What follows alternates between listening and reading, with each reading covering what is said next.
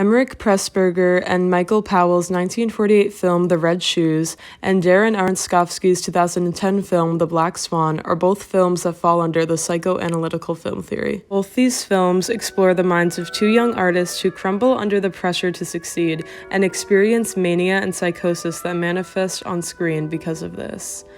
The Red Shoes told this story during the late 1940s, an era known as the Technicolor movement of cinema.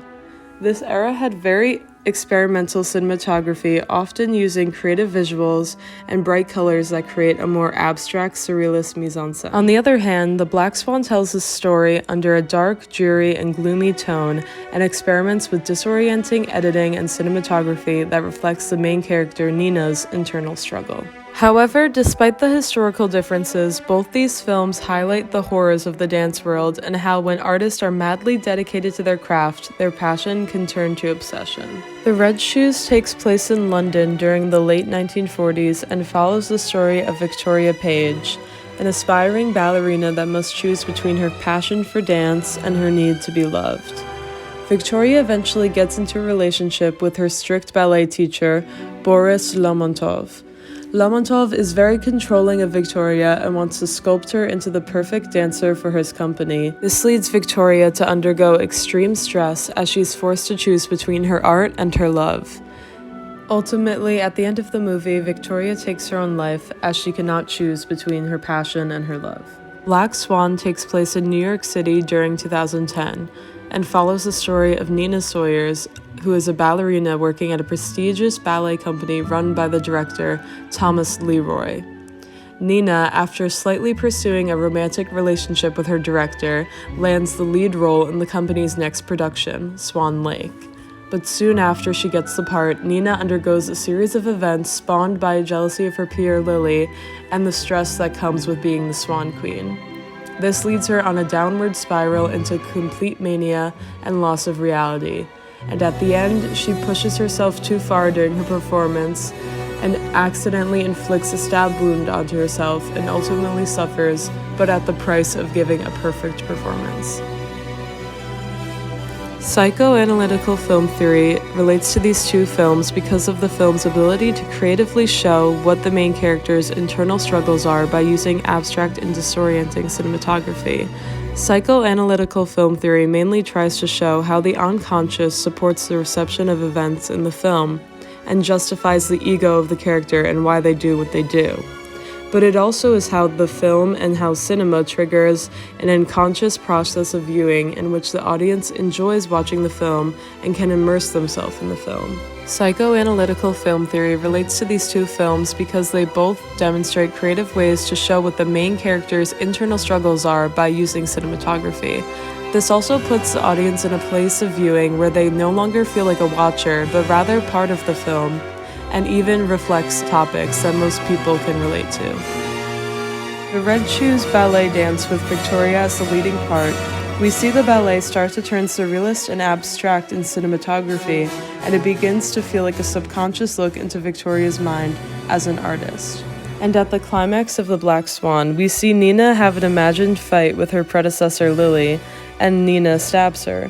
But at the end of the dance, we find out that Nina hallucinated that fight and in reality just stabbed herself. Both films play on social constructs in the ballet world to highlight the true corruption of the industry. In The Black Swan, Nina undergoes extreme stress in the months leading up to her performance in Swan Lake. Both Victoria and Nina are young women in the intensive ballet world, a world that is extremely cutthroat and demanding. The two films both incorporate gender-related social issues along with social constructs, like the process of making it in the ballet industry. Both characters lose their self-identity as a result of them putting their dreams of making it as a ballerina in front of their own needs as a human. And in both films, this distortion is shown with film elements like cinematography, editing, and mise-en-scène. In both films, there is a camera technique called an arc shot used to create a disorienting visual of the dancer performing a ballet move called a fouette. With this immersive camera work, it demonstrates not only how the characters feel when they dance, but it also captures the dizzying reality of being a young woman in the dance world.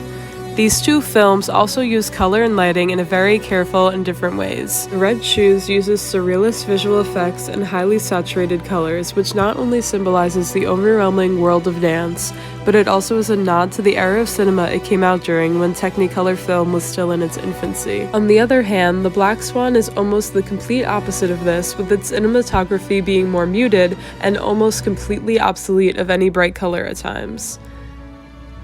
I believe these two films use cinematography as a way not only to show the characters' eternal battles, as I mentioned with the psychoanalytical film theory, but I also believe through cinematography and editing, these films show the social struggles in the ballet world, and the toll this world takes on everyone in the institution, especially young women, which both these films demonstrate perfectly.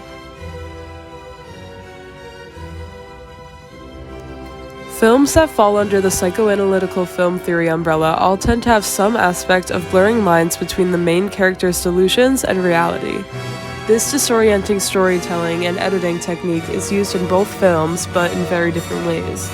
The Black Swan, through psychoanalytical film theory, uses film techniques such as editing and cinematography to make us as an audience feel like we too are experiencing the same delusions and hallucinations that Nina.